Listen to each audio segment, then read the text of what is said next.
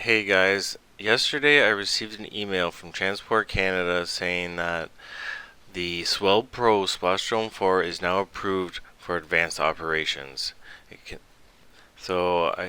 you come to the Transport Canada website, type in Swellpro, and you can find your Splashdrone 4.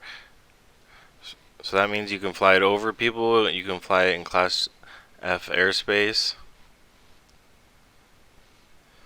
So now this video here will no longer apply. But I'm gonna leave it up anyways.